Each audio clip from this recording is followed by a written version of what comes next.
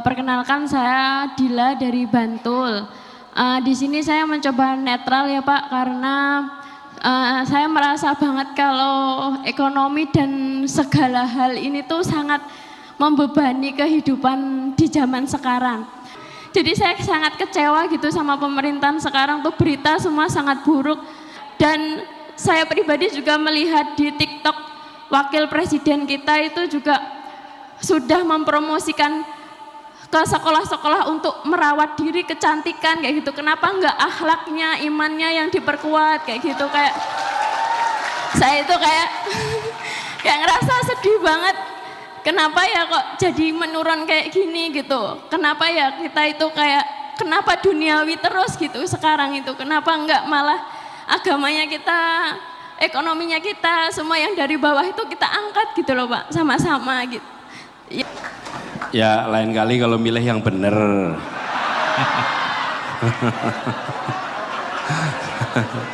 Iya. Kalau menyesal ya sudah menyesal lah gitu. Jadi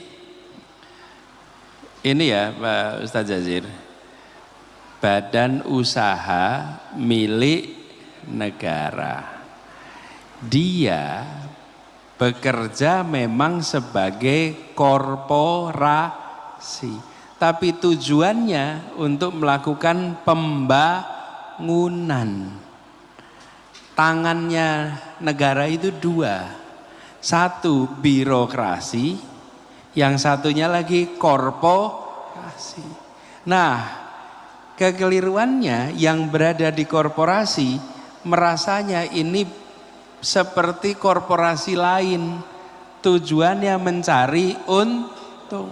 Kalau korporasi milik negara, tujuannya mencari manfaat, bukan mencari untung. Beda ya, manfaat.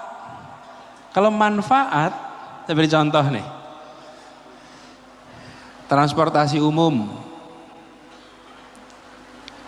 dia dibuat dalam bentuk korporasi, bentuknya PT, tapi tidak ditugasi untuk mencari untung, tapi ditugasi untuk memberi manfaat, sehingga dia tidak dituntut untuk mendapatkan keuntungan, tapi dia dituntut untuk apa? Rakyat naik kendaraan umum, mengurangi kemacetan di jalan raya, mengurangi polusi udara, meningkatkan produktivitas. Kalau dihitung pakai uang, nah ini keluar uangnya banyak, tapi manfaat yang diterima oleh rakyat lebih banyak. Nah ini terjadi seperti disampaikan Ustaz Jazir, satu tidak lihat konstitusi, dua terlalu terpengaruh dengan pandangan yang namanya PT harus dapat untung. Tidak, kalau milik negara, dan prinsip negara tidak boleh berdagang dengan rakyat. Negara memberikan manfaat bagi rakyat, tidak berdagang dengan rakyat. Lah hari ini justru negara bikin PT untuk berdagang dengan rakyat. Loh, negara kok dagang sama rakyat? Nah ini bagian dari pelajaran. Besok-besok kalau mau milih, supaya dibandingkan. Tidak ada calon yang sempurna, tidak ada. Tapi yang ada adalah calon mana yang lebih cocok, yang lebih sesuai, yang bisa dianggap lebih baik. Sempurna tidak akan ketemu. Jangan kalau membandingkan kesempurnaan tidak ketemu. Tapi kalau dibandingkan, namanya pemilih rasional. Rasional itu artinya apa? Memilih dengan membandingkan. Rasional itu akar katanya rasio. Rasio itu artinya nih rasionya 5:3. Ini rasionya. Bawahnya 5, atasnya 3. Itu rasio, perbandingan.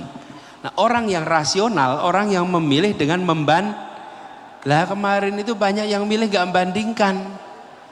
Oh ada anteran, wah, alhamdulillah. Ada anteran. Lalu ada yang diancam, macam-macam lah. Itu di MK ditunjukkan kemarin, ditunjukkan di MK. Tapi ya sudah jadi keputusan ya sekarang. Nah ini PR buat kita sekarang. Besok-besok kita harus menentukan. Jangan sampai mau dipengaruhi untuk yang jangka pendek. Karena ongkosnya selama bisa lebih. Jadi ongkosnya mahal, ini pelajaran penting. Nah kemudian yang kedua tadi soal kok yang diurusi hanya duniawi saja. Ini penting, pemimpin harus memberikan pedoman bahwa negeri ini visinya apa, misi apa, dikatakan terus menerus. Dan ini dikatakan ini, negeri ini bukan hanya sekedar untuk membangun raganya, tapi membangun jiwanya. Mulainya dari jiwa dan raga ini terus menerus diingatkan. Kalau tidak bisa. Begitu ya, meneruskan aja. Makasih. Oke.